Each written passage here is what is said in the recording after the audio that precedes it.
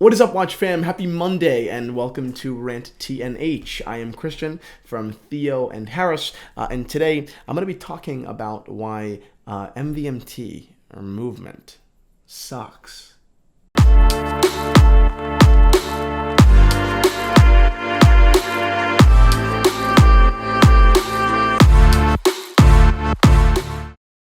All right, before we jump into my crucifixion of movement, we'll do a quick wristwatch check. I am wearing my personal Rolex Datejust reference 1601. It was my first watch.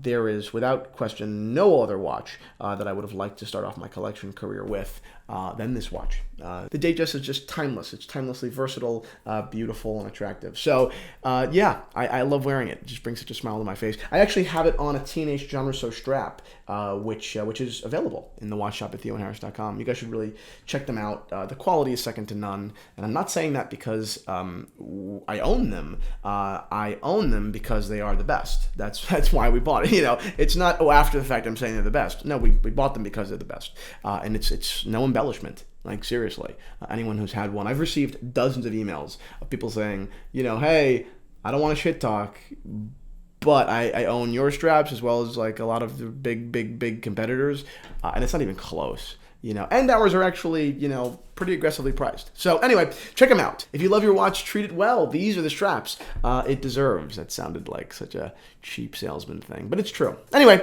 let's go into today's episode. Movement sucks. Oh my God. Jesus Christ. I have hated this company since the first day I saw anything at all from them. And I'm not just going to make this a hateful rant. It's you know, I'm going to provide, you know, reasoning and solution later. But I just want to go off for a second, you know, about what I hate about movement. And ultimately, I view it as a cash grab. And that's what I hate. I hate cash grabs. I think marketing is a wonderful, beautiful thing. Marketing is what I'm most passionate about behind watches. So I have no problem, you know, with building a company on the back of marketing. I also have, you know, no fundamental problem with them because they're delivering a product, you know, people are getting it, they're supposedly enjoying it. So ultimately, consumers, I would imagine, are pleased. So, you know, it's not like they're, you know, not like they're stealing from people. I don't think that. But as far as, you know, businesses go, would I hire them as marketers? Sure. But as far as product goes, and not just the watches, but the entire aura around the company, I absolutely hate it. And for me to stand behind something, I need to really love it. You know, that's just how I am. So would I hire the movement guys to work for me? Probably. They probably know way more about marketing than I do. So huge props to them. Because I bet I'd burn my money for theirs. But I still cannot ignore the fundamental, just, I don't want to say disdain, but just extreme distaste for the product or everything that they've built. So let's jump into what it is they've built. They sell cheap watches for $120. I mean, it's that simple. And when I say cheap, I don't just mean in movement, I mean largely in design. If you look at their first, you know, iteration, their first model, you know, this looks like something, and I am, not that I'm close with, but I have a pretty decent amount of exposure to people who make watches for a living for other companies, micro brands. You know, they produce for micro brands. So I know, like, what the add-ons are. I know what the baseline is. And this is a baseline, you know, like, piece of shit. Like, seriously, you know, the movement you put in is a different story. And I think they put in just, you know, Chinese quartz movements. I could be wrong. It doesn't matter because I'm sure it's just as bad. So you've got, you know, a poor, at best, mediocre, you know, quartz movement, which I'm sure is just little, you know, batteries, you know, inside of these 40mm watches, and you have design, which is nothing. I have no problem with a brand charging a massive, not a massive, but a big premium for their design. No problem with that. You know, I think that Cartier watches don't need to have incredible movements, right? I think that Cartier movements could be, you know, relatively simple because their thing is their design. That's the whole point. You know, I would collect tanks until the day I die if Cartier stuck to the principle of, let's make these, you know, insane, true to Cartier, you know, explorative precious metal watches on black leather straps, you know, and powered by whatever movement. We don't care about that. Just want to make sure it's good. You know, so I have no problem with the premium for the design, but I do have a problem when neither of the two main elements, you know, the product itself and the design of it, are both very mediocre, bare bones bullshit. from that first watch, I had such a bad taste in my mouth with that brand. And keep this in mind. I do not hold people to the standard of, oh, they have to appeal to me as a watch geek. I'm not about that. I really am about just servicing consumers, mass market, or the watch geeks well. So I'm not trying to look at this from the lens of a watch geek saying, oh wow, those are really bad watches and you can get so many other better. It's not the point. It doesn't have to be a wonderful thing. I just think that this is vapid. It's an empty design. It's an empty product, and I hate it. Any of the reviews and the marketing materials you read online are so dishonest as well. I have no problem with buying a piece of review, and of course that review falling in your favor ultimately. No problem with that. But if you read these reviews, and I'll put the links in the description below, they're just so full of shit, which is exactly what their watches are. I mean, so everything that I was able to find about this company from their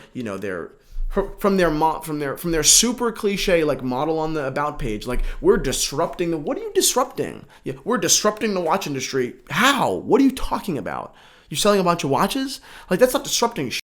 Having success is not disruption. Those two things they're irrelevant, really. You can disrupt and have success, or you can disrupt and have failure. Those two things are, completely, relevant. We're cutting out the middlemen and bringing our consumers the most value. No, you're not. You're cutting out the middlemen. You're still selling shit, though.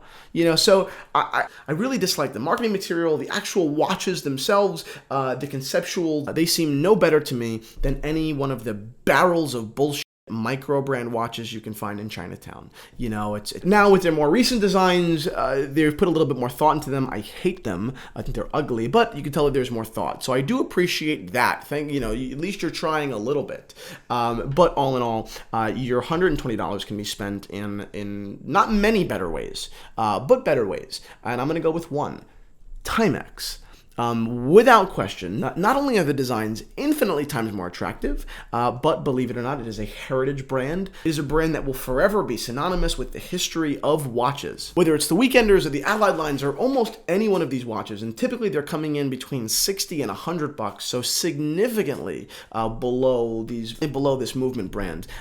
Everything about them from top to bottom is just better. The designs are more intricate, and I'm not just talking about, oh, I prefer the way they look. I mean, look at the two watches and tell me which one you think took a little bit more time to create, and which one the company spent more money on hiring people to put together. One company is interested in actually putting an interesting, good watch on the wrist of someone that wants to spend $100, and the other company is saying we're disruptive and you need to be with us because we're the coolest fucking shit in the world and we're on Facebook. To me, the competition isn't even vaguely close. Timex all day, every day, and that's it. Just to be clear, I'm not salty about this. Good for those guys. Like I said, these guys are probably, the founders are probably incredibly smart people. I admire the shit of what they built. I would love to get on the phone with them and ask them 1,000 questions about how they became who they are and what I can learn from them, because holy shit is their company probably better than anything else I'll ever build. So yeah, props, but that doesn't change the fact that their product sucks. And that's it. So thank you guys so much for watching this episode of RANT&H. I hope you guys enjoyed it. If you love movement watches, please comment below with what you love about them. I hope you don't hate me too much. And ultimately, if you like this video, whether you agreed or not, please give us a thumbs up. And finally, follow us on Instagram at Theo and Harris, because that is where we share photos of all of these watches every single day. We get our hands on a lot of cool stuff, and Instagram is the place we share it all. So that's it. Let's see you guys tomorrow.